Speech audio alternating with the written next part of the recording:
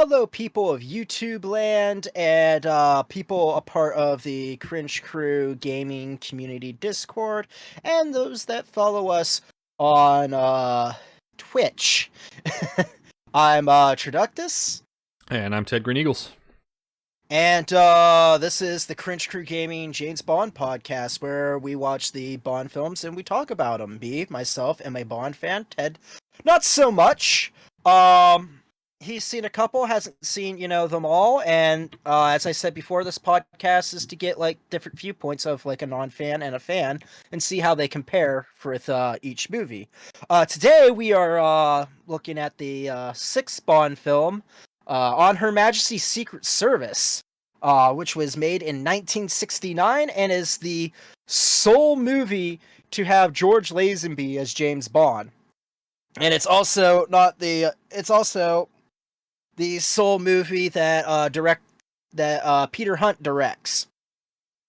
Prior to that, he was the editor for all the James Bond films. Worked under Terrence Young a lot of the time, and it's kind of cool how this is kind of like the student is now directing as opposed to the master, and that trend ends up kind of continuing because the person that works as editor in this film, and also secondary director under Peter Hunt in this film, is John Glenn, who ends up directing all the Bond films in the 80s. But essentially the reason why they picked Peter Hunt wanted to direct these films for a while, and he was promised to direct a film. Briefly quit prior to You Only Live Twice, and then they coaxed him back after, running into him. Oh, your camera. Yep. Feels bad, man. Yeah, feels bad. He did it again. Oh well. I don't care. We'll fix it in post. No, we fucking won't. I'm the post. Alright, Jesus Christ. as long as my microphone works, that's all that matters. I guess. But anyway, Jesus fucking Christ. Anyway, they coaxed it back, and now he finally gets put into the director's chair. As for other casting, well, I guess God, this is distracting me. So we'll go into actually why this movie was picked. It was picked because originally they were going to do The Man with the Golden Gun, and they actually had a different person in mind for Bond. They had Roger Moore, who actually will end up playing Bond in Live and Let Die, and will continue to be Bond until with his last film, A View to a Kill, being the longest tenured person to play James Bond. But unfortunately, The Man with the Golden Gun, they were planning on filming it in Cambodia. But with this being 1969, the Vietnam War escalated into Cambodia, so all those plans got scrapped. And then they decided, okay, well, since we already did You Only Live Twice, we might as well do the third film in the quote-unquote Blofeld trilogy of the books. So they went with the second book in the trilogy they haven't shot yet, which was On Her Majesty's Secret Service. However, unfortunately, Roger Moore couldn't be Bond due to scheduling conflicts with a spy TV series that he was already a part of called The Saint. So they had to try to cast someone else as James Bond. One of the people that they actually asked to cast, speaking of future Bonds, is a 21-year-old Timothy Dalton. And Timothy Dalton, despite being a fan of the books, turned it down because he was 21 years old and felt like, Bond should be played by someone in their 30s. Which I honestly kind of agree, even though, while looking back, most of the people that played Bond were actually in their 40s. But in George Lazenby's case, he's 29, and he gets the part because he found a suit that Sean Connery never picked up at a dry cleaner, put it on, despite having no prior acting uh, experience, and was more or less a model, and did like a couple like works and commercials. Literally showed up at a casting thing and got the part, and didn't tell them that he didn't have any acting experience until he met the director. In which Peter Hunt responded after George Lazenby was like, "Yeah, I'm not an actor. Like, I'm a model. I don't know how the hell I got this far into it. I was thinking, hey, I found the suit. What the hell? Try it out." And Peter Hunt basically replied with, "You fooled like the toughest casting people that I know of. If that's not acting, I don't know what is."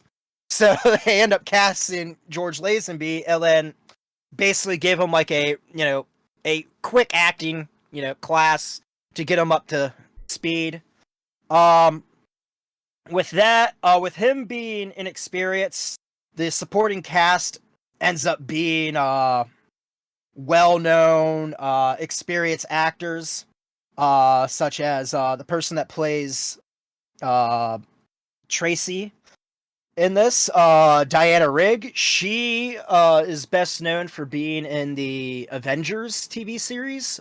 And no, not the Marvel Avengers. This is the spy TV series of like the 1960s, which we touched upon when Honor Blackman had the role of Pussy Galore. I'm sorry. I I couldn't help not to chuckle because that is such a stupid name. It's so dumb. You're fine. But anyway, Motherfucker, this camera turned back on. Yeah. Anyway, so Diana Rigg was Honor Blackman's replacement in the Avengers, and so they brought her on. They also what's really cool about that is that she actually does her own stunts in the film. Okay. Yeah. And due to that, George Lazenby thought, like, well, she's doing her own stunts, I should do my own stunts. And that resulted in George Lazenby getting a broken arm. Lovely. Which is why in that one scene you see him with a trench coat and someone takes the trench coat out, because his arms broke.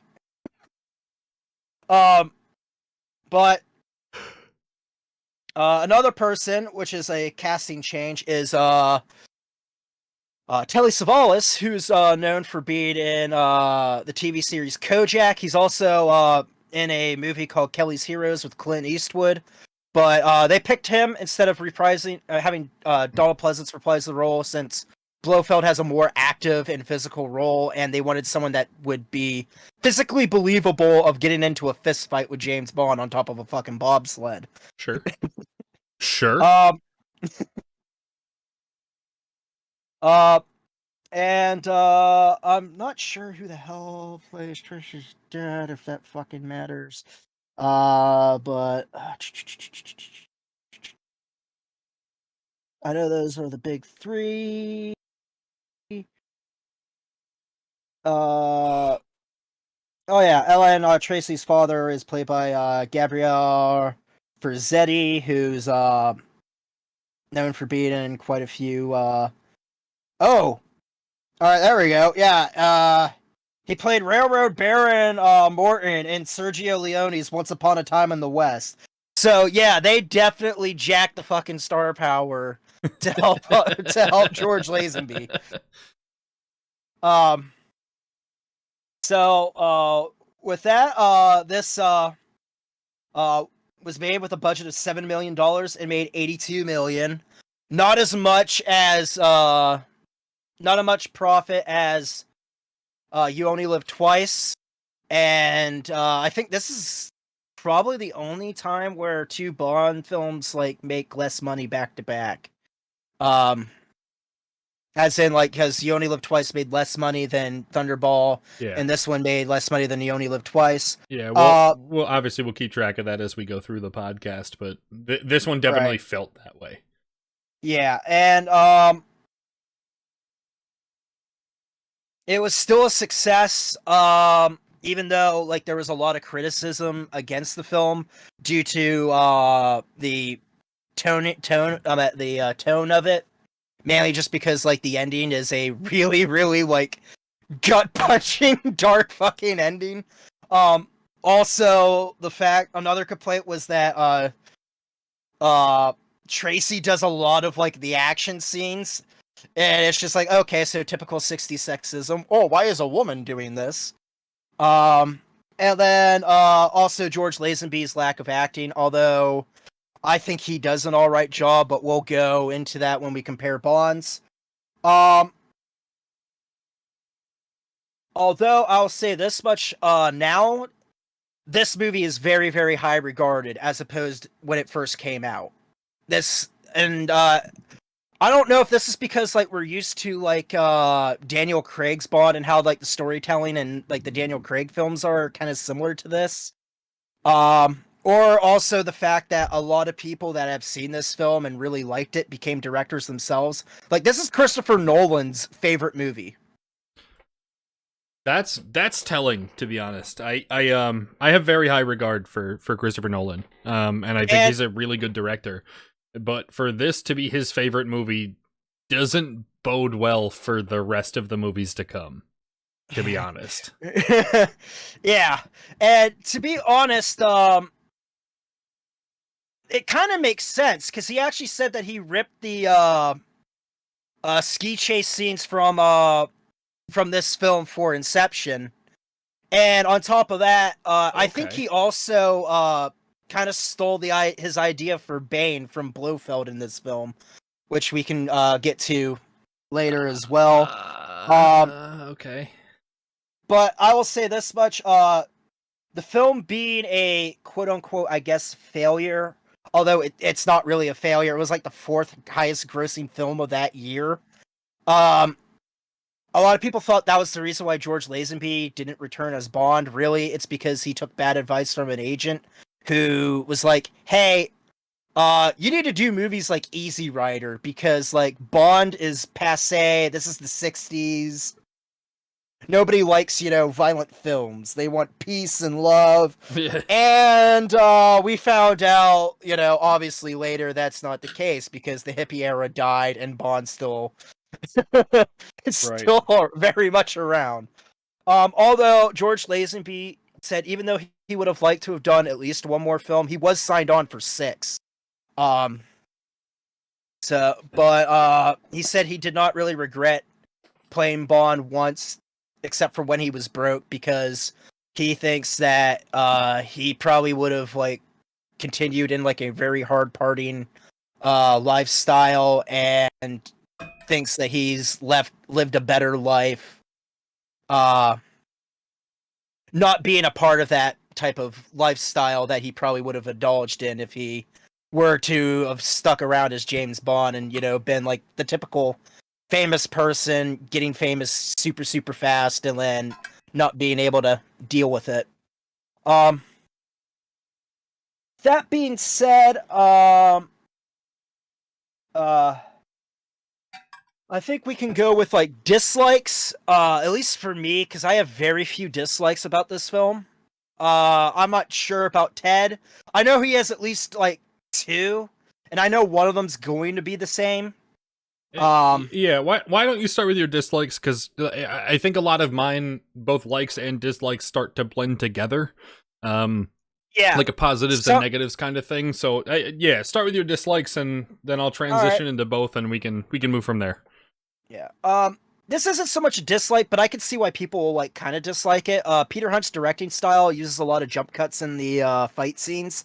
I personally like it, but I can see why people could find that off kilter. Especially since like a lot of people aren't really used to it, or if they are, they're kind of used to like the Michael Bay style. But this is different because it's easy to follow like the action despite like the constant jump cuts. Drinks water at the yeah. Nothing. So anyway, scuffed. Not scuffed at all. Hey, it's not CCG unless it's scuffed. Maybe I should not have watched the Dr. No episode because now we're like restarting.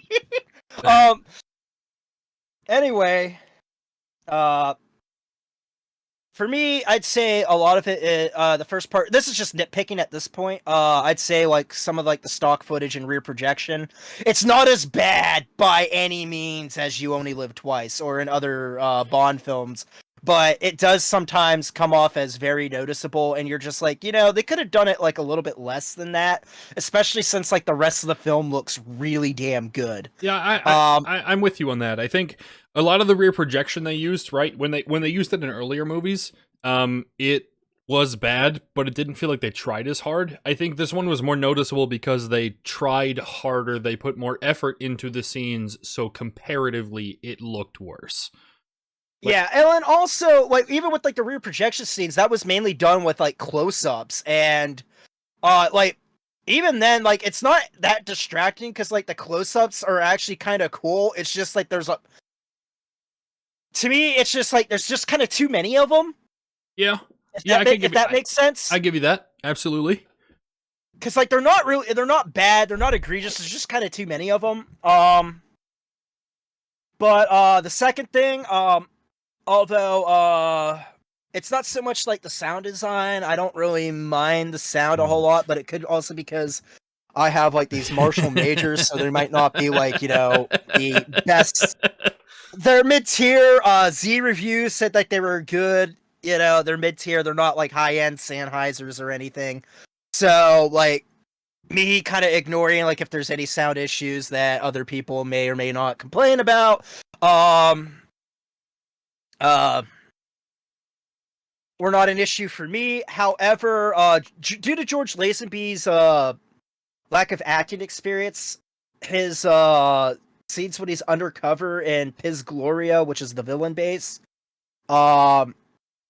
he's dubbed throughout that, which is kind of funny because it's usually the Bond girl that's dubbed. But no, they had like a really good really good actor as the Bond woman, and George Lazenby is the model without. Bond's the model without acting experience and gets dubbed. But the dubbing in that's bad. Like it's like after a while you kind of ignore it, but at the same time it's like, could they have not have gotten someone that had like a similar voice that could pull off like that Cockney accent as opposed to someone with like a obviously higher pitched voice? But that kind of leads to like my main issue with the film. A lot of films have like third act problems. This has like a second act problem, and that is the second act drags on for way too fucking long. They could.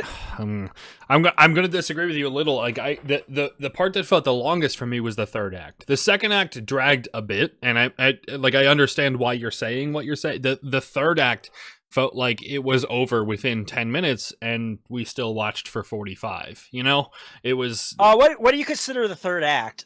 I guess by the point they stormed that base at the end. Like I feel like okay, so we are differing on that. Okay. Yeah. I feel like by the time we got to there, the resolution of the plot was coming to an end. We knew what the ending was going to be, or at least it was progressing in that direction. And I just feel like the action between both the storming of the base scene and the bobsled scene just felt like they took way longer than was necessary. And both of them kind of proved that all of the action into it became worthless. I felt like I could kind of get into that, but I honestly disagree. Just because like I just kind of like the action and I mean I like the action in both those scenes, but I can see because there's a lot going on, and it's just like it's a lot going on. Back to back from each other, and they kind of do sort of cancel each other out. And then you also have the wedding right after that, and apparently it was supposed to end at the wedding, but since Lazenby wasn't going to come back, that's when they added. I mean, they didn't shoot like later and add it in. Like they already shot it. That was actually supposed to. There goes his camera and his internet. Maybe. No, not my internet. Okay, your voice cut out there for a second. I got worried. No, but the ending, like the ending scene, was actually supposed to be the beginning of the next film, but since Lazenby wasn't coming back, they decided, to keep it in for that. It was actually supposed to end at the wedding, but doesn't, and we'll get into that later for likes. But yeah, I can honestly see, but for me, I think the dragging on, and it probably doesn't help that the second part does drag while he's like undercover.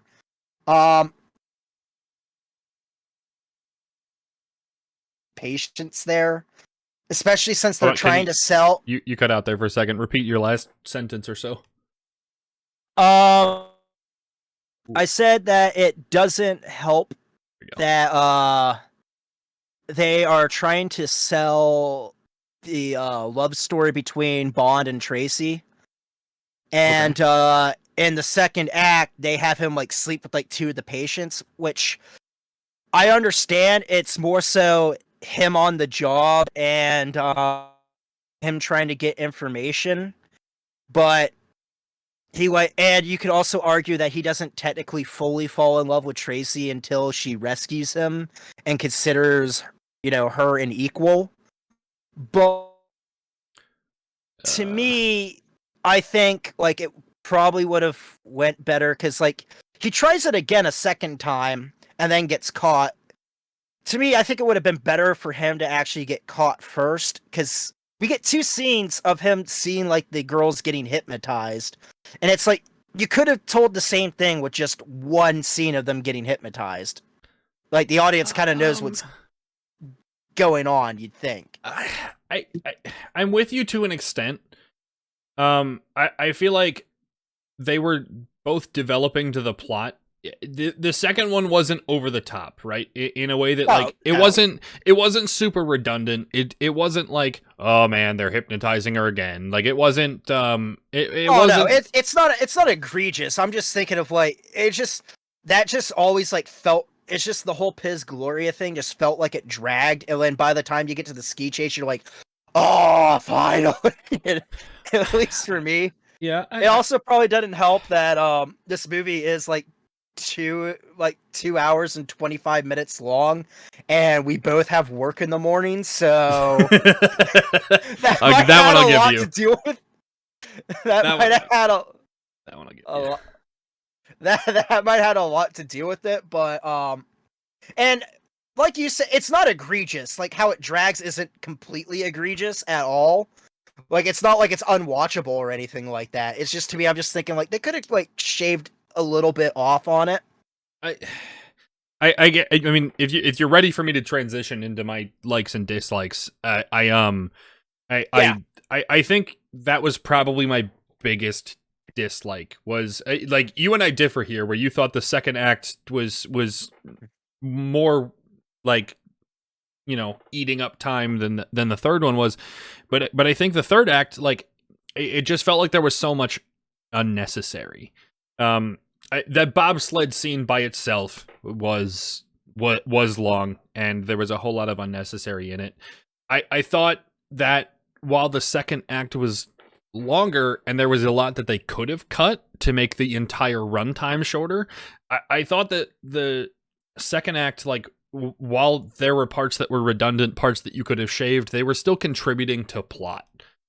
True. So they were longer, but it didn't bother me as bad. I think that's probably why the third act bothered me worse than the second act did. You also mentioned sound, so I'll go back to that. In all 6 Bond movies, the sound itself was a better quality in this movie than it was in the previous movies. Excuse me. But the balance of sound versus dialogue, music, and sound effects was easily the worst of all of these films. It was very hard to listen to this film at one volume. If you were trying to do anything and make this movie a background task, it was absolutely impossible. This movie required your hand on the volume at all fucking times because of the vast distinction of sound levels. I thought that sound design was good, but the balancing of sound, the person who had to do the job for make this movie watchable with a volume level did a piss poor job. Another big complaint I had was that this movie tried to be more intellectual, and they did it in a way that they didn't do their research. I see Stahlman laughing. He heard me groaning as we watched this movie. They brought up multiple psychology topics. And I remember them just taking it at a very base, very crass level, and it just like they didn't put the research or the time into making sure that they were giving you full information or like a full perspective or researched nuance of the topics. It was I think it also might have to deal with the fact that this is also very, very close to the book.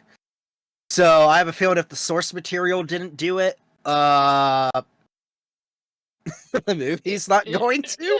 And to some extent, I get that. Like, I know that psychology specifically has developed over the last 50 years. Yeah. Like, don't get me wrong. I understand. Yeah. And on top of that, you also went to school for psychology. So, like, to me, I don't pick up any of this stuff. I'm just like, oh, it's just... Which definitely, like, I'm sure that contributes. Like, I 100% promise the fact that I'm knowledgeable in those specific fields, like, definitely contribute to the fact that I consider this a problem.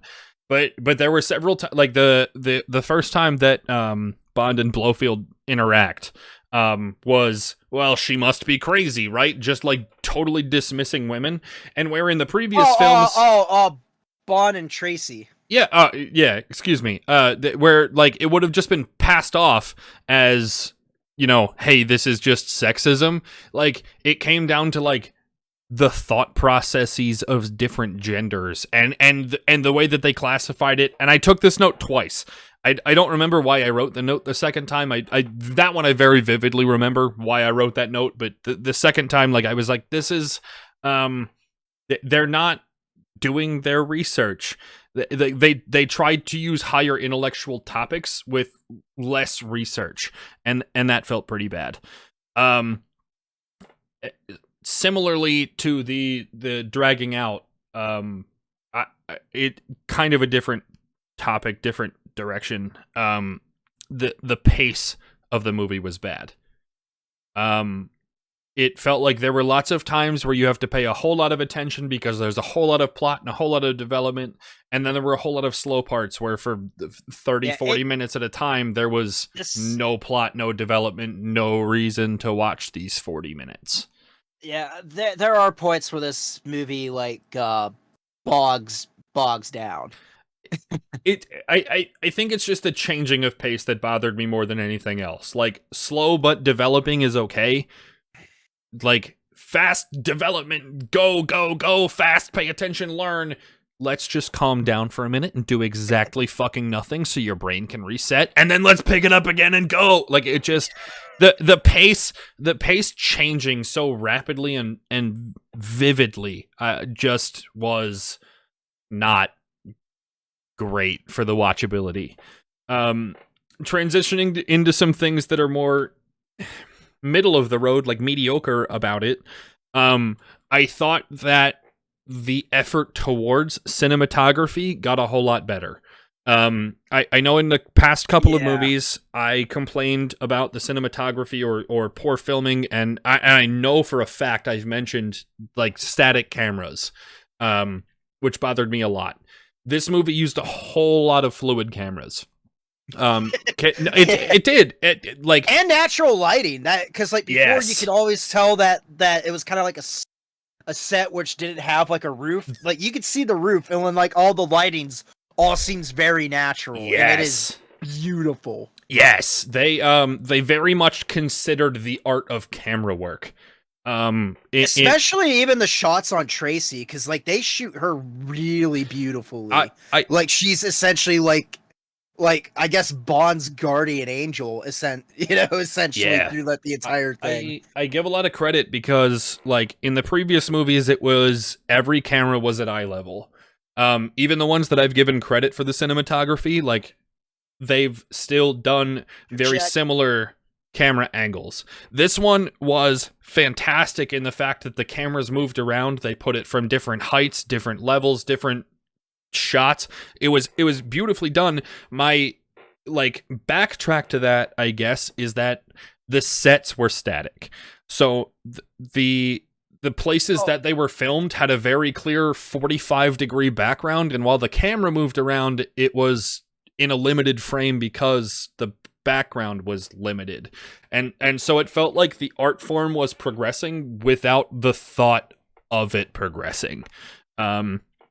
It was notably an upgrade from the last one, but I wouldn't say it was miles ahead. Like the deficits of the advancement brought it back to being comparable rather than far ahead.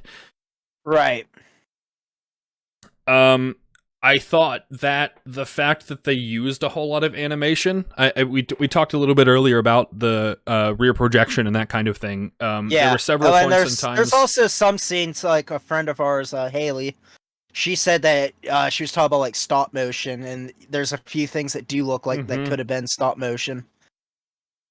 I appreciate the way that they wanted to incorporate those different styles, and the way that they used those to tell the story. So I thought it was neat that they were inventive and additive, but the execution of all of those were poor. Some not, but I mean that's in my opinion. I mean, some stuff I thought was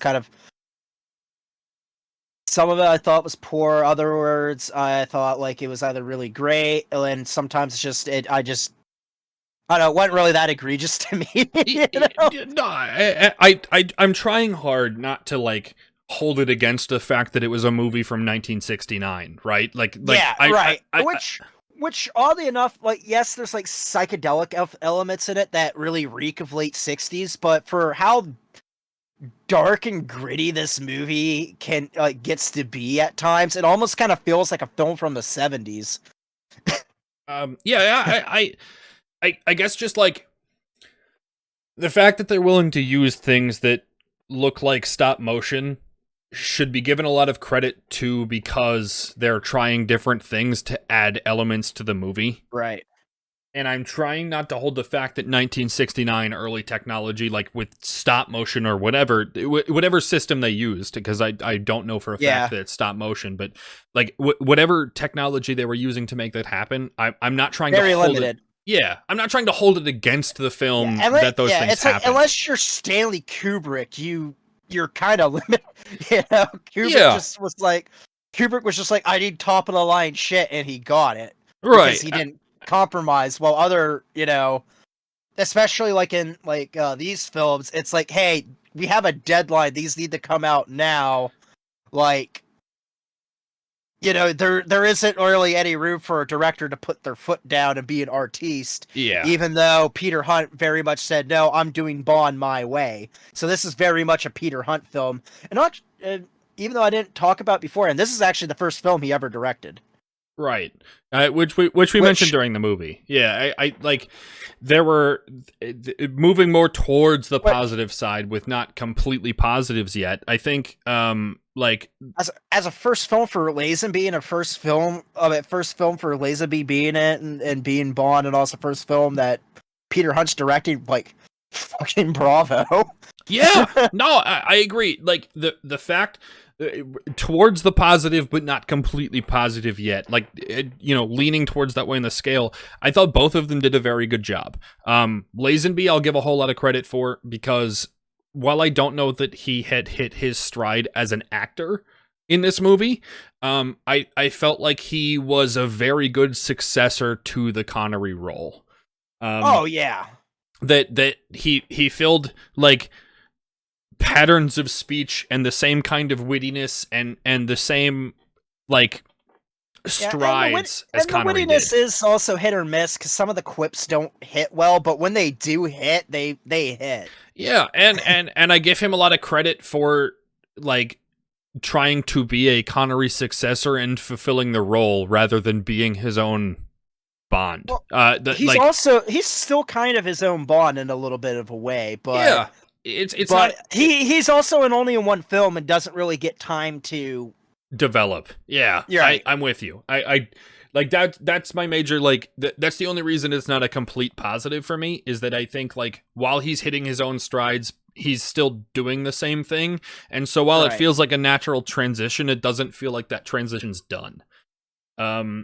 As far as direction goes, this was obviously a different movie, and it very much had a different pace, but Yeah. it still kind of played to the same feel of a Bond movie. Oh yeah. While being notably different, this definitely hit all of the same things that you would go from the last movie to this one and not feel disappointed, even if direction was Yeah. different. And to go with like not spectacular but like nice, a hell of a lot less sexist than all the other By far. by far. Like this isn't a feminist movie. Like No. there's still like the misogyny thing, like unfortunately like when Bond thinks Tracy set him up near the beginning of the movie, like he does the typical Bond like, well, I'm going to slap the hell out of this defenseless woman Yeah. to get information, which thankfully goes away after the man with the golden gun. I honestly, this was the first But- time that I didn't write sexism as a note, right? Like, Yeah. there are obviously talking points if you decided to make it a talking point, but in the grand scheme of things, like, this was the first time that I wasn't notably, I had to write this down Yeah. to make sure we talked about it. It also helps that a strong female lead character in Tracy. Absolutely. And her arc is amazing. I guess we'll go to positives now. I got one more in that kind of middle ground, but we're fine. All right, one more, and then we'll go. Okay. You can go. I wanted to talk about action in that it leans positive, but isn't completely a positive. I wrote down very early. It's literally my first note from this movie that the action started in a very positive direction. It was very good. But as Stahlman mentioned earlier, there were a lot of jump cuts. So as you got towards the middle of the movie, it started to feel more like a modern, almost like a Marvel film, in that you hear grunting, you see punching, you can't necessarily tell exactly what's happening, and all of a sudden the good guy's standing up, breathing heavy, but flexing his fucking arms over the guy that's dead on the ground. I will say that overall, the use of action, quantity and quality of action was good. The cinematography that surrounded the action was bad. And there were very few points and times during the movie where I was saying the action felt scripted. Right. That it was like, okay, well, they're writing it in a way that the bad guy is so inept, the good guy has to win. The one time that I did feel like that was the female lead. I can't remember her name because I'm blanking, but Tracy's Tracy. the character. The actress is Diana Rigg. Tracy's what I was looking for. There were several points during her last fight scene in the base raid that like she felt dead to rights, and it just kind of got lucky because it was so scripted. But for the most part, the action felt like it was very well designed to feel like it could be real action. Oh yeah. The despite some things being totally probably unrealistic, especially like Bond surviving a grenade explosion thanks to the bobsled. If we're gonna, you've referred to Christopher Nolan earlier, so I'll use him as a threshold, right? In his third Batman movie, there are several fight scenes that Bane is consistently kicking the ass out of Batman, right? Like absolutely demolishing him. And by the way, I'm going to talk about Bane when we get to Blofeld in this movie. Perfect. The elements of those. I'm so glad you know where I'm going with this. I do. The like in those fight scenes in the Batman movies, right? Like it feels like those aren't scripted. They're scripted to fight, and then the fight scene happens, and so we develop the movie around it, right? The previous Bond movies, it's kind of felt that like it's so scripted that Bond ends up beating the bad guy. Arguably the a couple of movies ago where Bond in the fight in the train scene started to feel where he was destined to, but even then that was a well choreographed scene. The fight scenes in this movie outside of Tracy fighting like in the base raid all feel like they're not choreographed. It's not exactly this move at exactly this moment. The action itself was good. Almost like the fight between like Bond and Dr. No, because that was kind of like a fight as well. Yeah, I just feel like the fighting in this was as good as it's been. The action itself has been fantastic. Yeah. The filming of that action took a notable step backwards. I mean, I get what you're saying. I kind of like the jump cutting thing because it's kind of interesting. For me, it was kind of interesting to see that done, but like as opposed to like a Marvel film where you just see kind of grunting and everything, you don't really know what's going on. This you still kind of like can follow what's going on, who's winning the fight. I mean, not necessarily winning the fight, but like who's winning the fight at this moment, who's losing the fight at this moment. You can kind of like, it's not like action happens and then then Bond's like on top. You know, it's not. I guess the difference between the Marvel movies and this, for that, is mostly that the camera angles were wider. Right? Like, it feels like the only difference between the two was by accident. Like, if they could have made it a Marvel movie, it feels like they would have. It feels accidental that you had more perspective of what was going on. We'll get into that when we get to, like, the later Craig films about, with Marvel, because, later on, I'd say it kind of starts with Live and Let Die. A lot of the Bond films copy, stuff that's going on at the time. So, which is fair. I as far as like that leans positive but isn't quite yet positive. I think that's where I'm wrapping up. So if you want to get to Blofeld or your positives outright, like you have at it. I'm gonna go with positives. The love story between Bond and Tracy is amazing. Like it is like. I like the fact that this movie not only does the Bond, because we've had movies where the Bond woman has an arc, like in From Russia with Love. Tatiana has like an arc in Thunderball. Domino has an arc. Mm-hmm. And then you also have Bond at the same time actually have an arc, and you actually see him actually feeling like emotions and going through like different things. Like you have a little bit of that in From Russia with Love, but you don't really sense that like Connery's Bond is actually falling for Tatiana. It's more like her falling in love with him's like a bonus to the mission. And it doesn't become a story arc. Yeah, and it's not like he doesn't like care about her. Like he obviously kind of does, but at the same time it's just it kind of pulls off like while he's like rescuing Tatiana is like, all right, this seems kind of like the right thing to do. It's not necessarily like I must do this. While when he has to rescue Tracy, I mean the mission of like stopping Blofeld is the secondary prize. Yeah. But him actually going there to actually, you know, basically fight Blofeld at the end is to rescue the woman that he loves. I agree. I have that on my list of positives as well, that it specifically for me was that it broke the Bond mold. Right? That it wasn't just a woman happened to be involved with the objective that you can ignore later when you get to the next movie. Like, it felt like a deep-seated plot that, like, the Bond woman was important. You know, obviously, like, it was of importance to end Blofeld or to you know, like, make him a part of the story, but that it, like Stahlman said, it was more important to save her. It was, It very much broke the arc of kill the villain, get the girl, and then we can ignore the girl in the next episode. Like it was. I very much appreciated the way that they used her as the story arc, not just a side plot. And another thing I like, it seems like because like when Bond and her father are talking, it's like, yeah, she needs fix. She needs fix.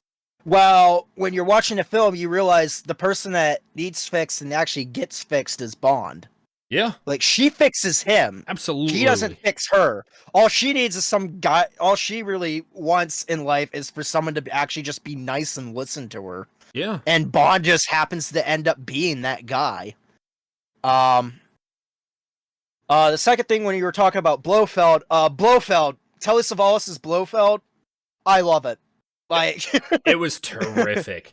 oh my, this one major sticking point I have is that we were talking about this as we watched, that like there used to be a previous actor as Blofeld into this one. Donald Pleasance, and he did a fantastic job as well, but like it felt seamless in the fact that like the last time we saw Blofeld didn't impact how you felt about this Blofeld. This one obviously had more character, more lines, more development, more importance. But it didn't feel like you were missing, like, hey, where's that guy? Part of that, of course, comes down to the last movies, like, not super developing him as a character. Right. But the hey, at least the cat comes back. That's all that matters. The cat comes back. The seamlessness. Oh yeah. Of this movie's Blofeld and his dedication to what's already known versus how you continue to develop him as a character was easily the most brilliant part of this movie. Easily. And what's even better was that, he's given away like all the secrets, and then Bond's like, all right, so how are you distributing? Because his plot is that he is unleashing a virus to the general public that causes infertility on its whatever it infects, he's basically starting out with like killing all like different like cash crops, then going after livestock, and then he said he could probably develop it to go after humans, which at the time you'd think like that's kind of laughable and ridiculous. Now that we live in like COVID and everything, it almost kind of seems kind of like very modern. And then there's just like, well, they'll find like a cure. He goes, oh, I'm sure they will, but it depends if I give them enough time. And now it's like us thinking like, well, it's easy to develop a vaccine. And then nowadays it's like with like COVID, it's like, wow, that took a whole year. Like how much damage could Blofeld do within a year? And what's even scarier, it's like it didn't even have to be bio warfare, because we unfortunately accidentally almost did this with the bald eagle population with DDT. And honestly, like the crazy part of the whole thing was that like they filled all of the plot holes with it, right? Like it wasn't just I'm gonna wipe out this crop so people can't eat and everyone's gonna die. They're like, okay, well, what if you move on to people that can eat more than just corn, right? And it's like, well, I'll kill livestock, and well, I'll kill humans, and well, I'll make you guys infertile, and even if you have to wait for a vaccine, like they filled all of the plot holes in doing the development of the plot. It was so brilliantly done. It honestly was fantastic. Yeah, and what's even better is that Bond actually has to figure out everything. Because Blofeld doesn't give away everything. It's like, well, how are you using the girls to distribute? He goes, oh, that's my secret. And then you actually have to cut to Bond actually figuring out how it's being done. Yeah. And it's like, wow, the villain gives up enough of the plot to gloat, but doesn't give away the whole thing, because he's just like, it's like, I've dealt with you before. Yeah. I'm not going to make the same mistake. You figure it out. The writing and development of Blofeld was fantastic. And my favorite thing about him, and this actually goes down to Bane, unlike, and we're actually, I guess we'll compare about the Donald Pleasance. Donald Pleasance is Blofeld, very creepy, and hits the marks right off that you want for a Bond villain, but he's more of like, sitting in the chair behind the scenes and let like his goons do everything. This Blofeld's the same way, but he's also like Largo, as in he is leading the team. Yeah, it was very much an active management role. Absolutely. Which makes me realize, like, because I remember Christopher Nolan talking about why he picked Bane, because Bane is intelligent and he's also a physical force against Batman. Mm-hmm. And it's like, and now that I've read that this is Christopher Nolan's favorite movie, it's like, that's why he picked Bane, because he watched this movie, saw Blofeld in this movie. It was like, I want that type of villain for my movie. So in The Dark Knight Rises, you get, Yeah. essentially Bane, who's basically kind of like Blofeld in this movie. Yeah, which checks out when you put it that way. Like I can handle shit on my own, but my bigger talent is making people do the things I need done. That checks out a lot. And also with the action scenes with Blofeld are pretty damn good, I think. Especially the ski chase. Oh, okay. Because, I'm gonna disagree hard, but go ahead. Alright, because when Bond escapes, and he gets the call, he puts down the cat and just boom is like ready to go on the hunt. And then it's just kind of like how he gets ready. It's like he's kind of telling his troops by his face actions all right, it's go time. We're gonna go right after him. And then I'll admit I was upset during the bobsled chase. Partially because it was unrealistic. I think that has to do with also the effects being a little bit outdated in the bobsledding chase, but it's still kind of brutal. Although there are a couple cliche parts in it, Blofeld fumbling with the grenade. But most of the good Blofeld action is honestly the ski chase as opposed to the bobsled. Okay, I missed it. Okay, yeah, no, you're right. The ski chase is fine. I even commented that's probably the best action scene that I've ever seen in a Bond film. Yeah, I thus far on this. I'm not talking in the future. I might, because it's been a little bit. It's been since Spectre, which is 7 years ago that I actually binge watched all these. So fresh in my mind, this is kind of gonna be a tough one to beat when it comes to action scenes. I will say that the bobsled was notoriously bad. That I thought that there was a whole lot that was a stretch, that there was a whole lot that they dragged out, that there was a whole lot that it just felt like the action was unrealistic for the sense of we need more action. Although I will say how the fight ends with Blofeld getting hit with a fucking tree branch, that was pretty damn great. It was entertaining. I don't want to take away the best thing I can say about this film is that if you watch it through, you're going to continue to remain entertained.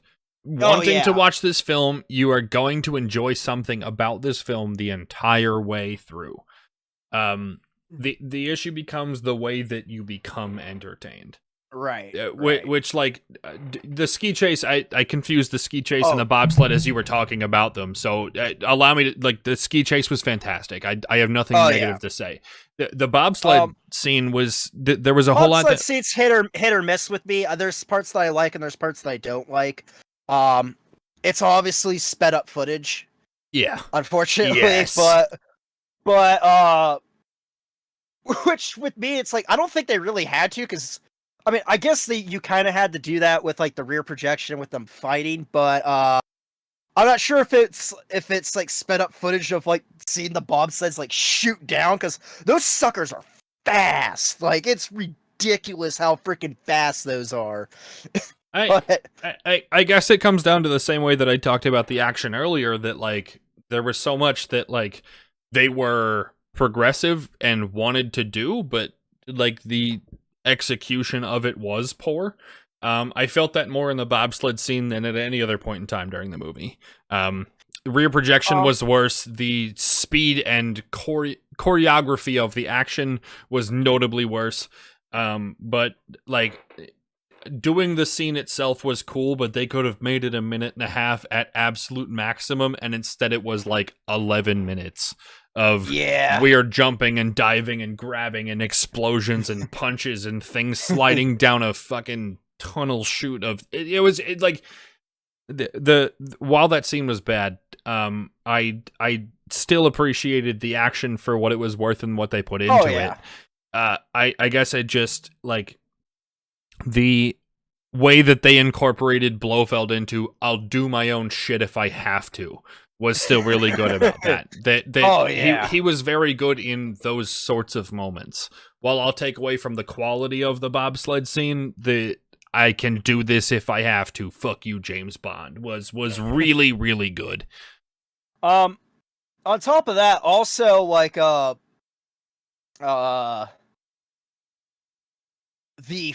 Blofeld causing an avalanche. Like, and I know you're asking, like, did they actually just blow that up for that scene to actually like have an actual avalanche?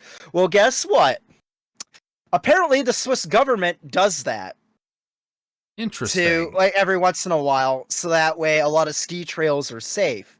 So they filmed the Swiss government causing their own avalanche. However, they also filmed footage of an actual natural occurring avalanche as well, that they just happened to have been able to do, and they spliced that together along with like some stock footage. Okay. And I have to say that is pretty awesome. And for like, I know that Guy Hamilton, the guy that directed Goldfinger, and Lewis Gilbert, the guy that directed You Only Live Twice, which they both come back, and Guy Hamilton directs Diamonds Are Forever in the next film, which we will get to when we get to that, and probably briefly before we wrap it up, to brace people how we're kind of might get into the next one. The use of spectacle, like Peter Hunt, he seems to be more like Terrence Young and be more realistic about things. But when the spectacle has to happen, like the car chase, the ski chase, and then also the avalanche, like he knows how to film like a spectacle, and it seems to be spectacle in the right moments, as opposed to like just like, okay, big huge action scene for big huge action scene's sake. That's fair. I'll give you that.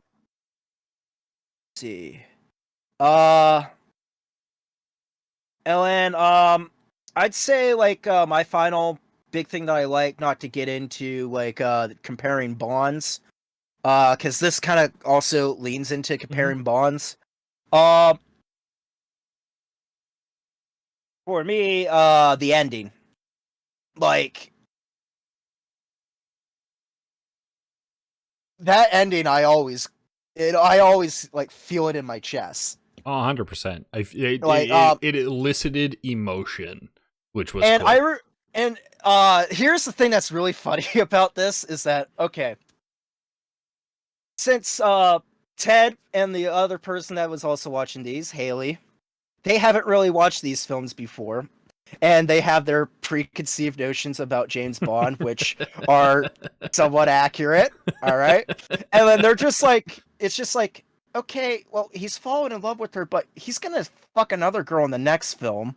It's like, or maybe even more, because he's screwing with like other girls like before this, and now all of a sudden he loves. It's like, how many times has he told girls this? And it's like, and I'm trying to get, and I'm like biting my tongue because I'm like, I just like, don't eat your words, because I know what's coming.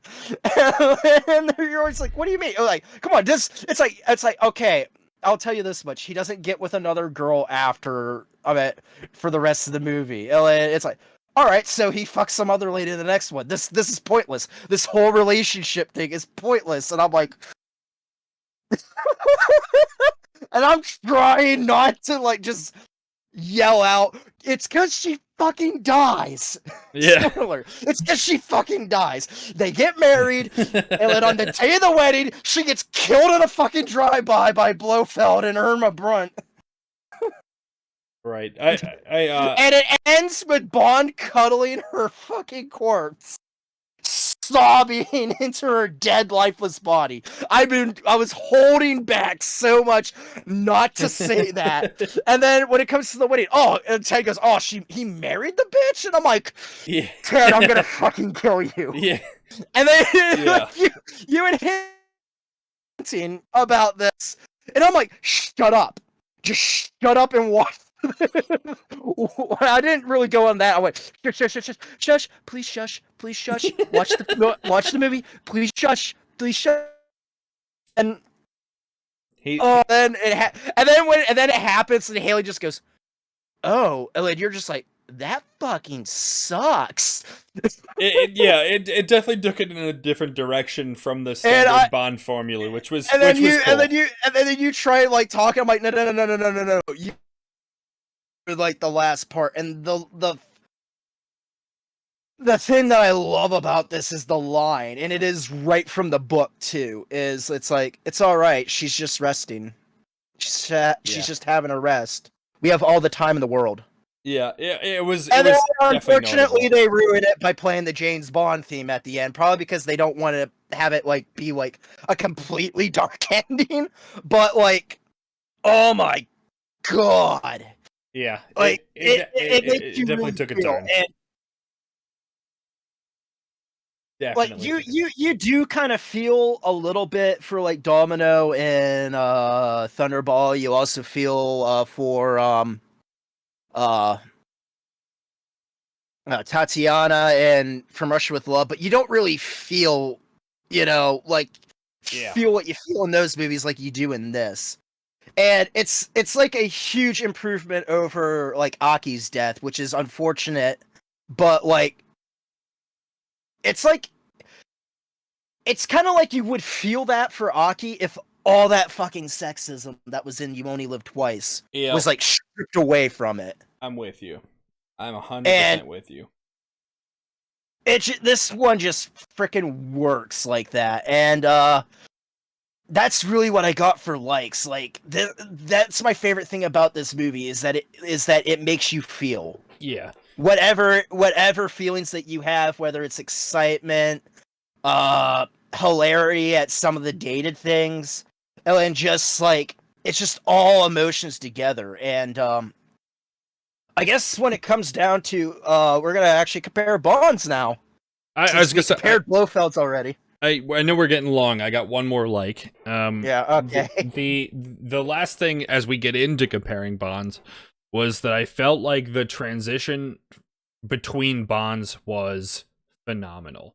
Lazenby did a really good job at taking everything that was provided into the character, transitioning it into his own, but also making it feel like there was a different character.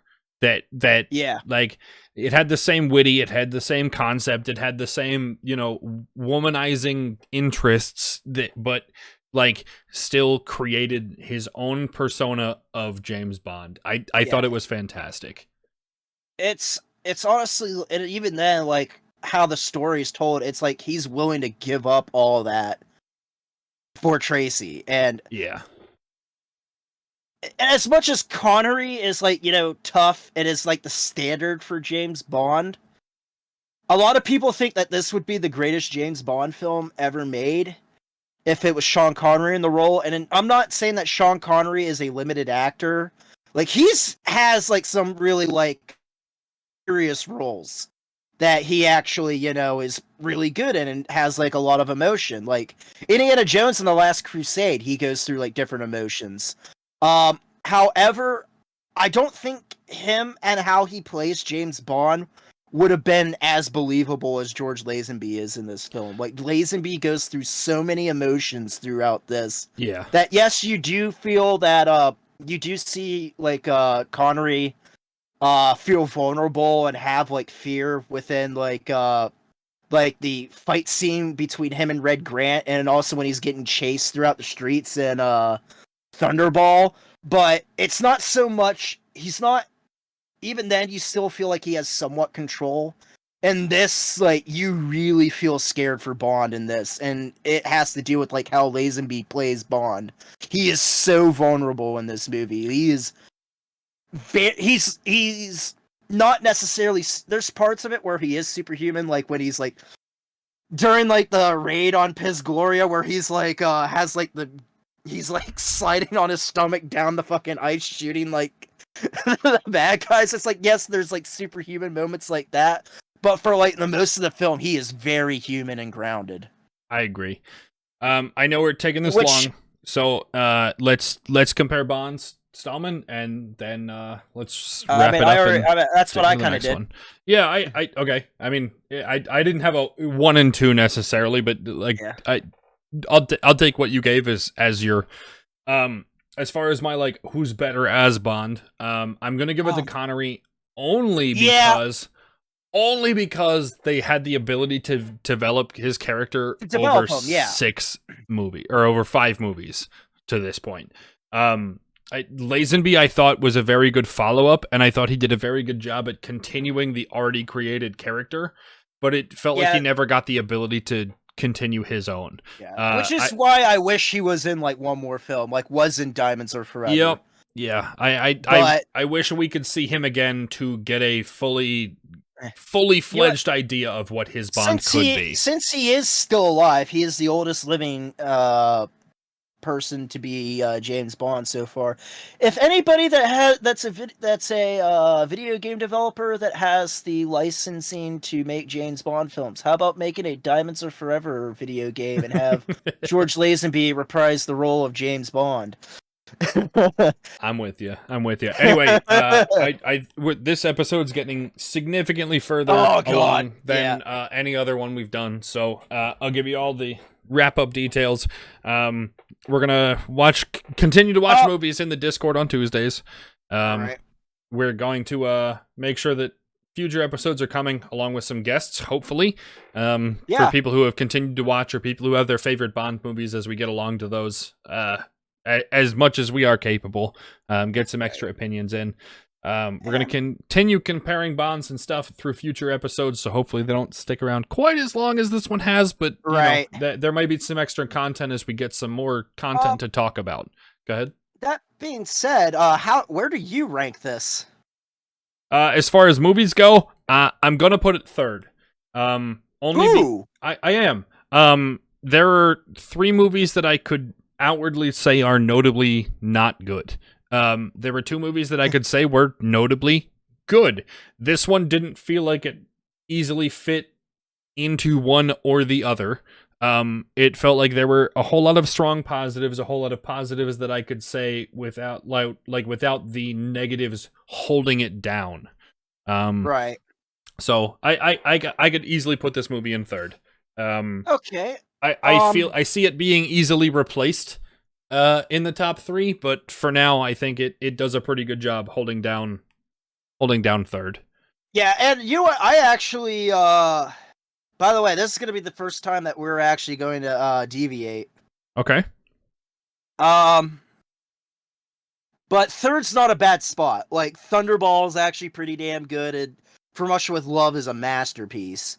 For me, it's obviously better than Dr. No because it's it's structured really good. The action scenes, like the lack of like technology developments, doesn't take away from the action as much as it does in You Only Live Twice. As much as I like Goldfinger, this is definitely a lot better story than Goldfinger. Okay. Now with Thunderball, both of them have like certain parts where it drags, but Telly Savalas' Blofeld's a better villain than Largo, so it's better than Thunderball. What I'm having an issue with is if it's better than, because this used to be last time I ranked this movie, and I've had this trouble before whether which one's better, From Russia with Love or OHMSS, and oh my god, I'm still having trouble if I like this better than From Russia with Love, because like, I think the story between Bond and Tracy is a better story than between Bond and Tatiana, but as a whole, like, From Russia with Love doesn't drag, like the pacing's a lot better, but I think with just all the emotions together, I'm gonna put this at number 1 for me still. Wow. Okay. Well, yeah, I definitely respect your judgment there. I understand why you did that. Yeah, I will say that I will say this, that I think From Russia with Love is a better made film, like structurally and objectively, but just like for how much feeling and heart that's in this movie, that's just what's pushing it up for me. Fair enough. Fair enough. Like I mentioned, we're going to continue watching Bond movies on Tuesdays, but we are going to hopefully put an episode together at the end of this where we rank all of the Bond films as well as all of the Bonds and Bond themes, like theme songs. Which, by the way, this one slaps. Yeah. The music in this movie's fucking great. It was good. It was good. I did like it. We'll compare everything together at the end. We'll try and keep you guys updated as we go through these episodes to make sure that you're, keeping up to date with all of this, but we'll do one big episode for that at the end. As well as, Bond's theme songs, directors, the whole thing. I hope you guys got a pretty decent grasp of how we felt about this whole movie. Check out the Discord for continuing to watch movies on Tuesdays. Otherwise, I think that's pretty much all we got, right, Stahlman? Yeah. All right. That seems to be right. All right. Well, then I guess we'll catch you guys next week. I appreciate you checking it out. See you later.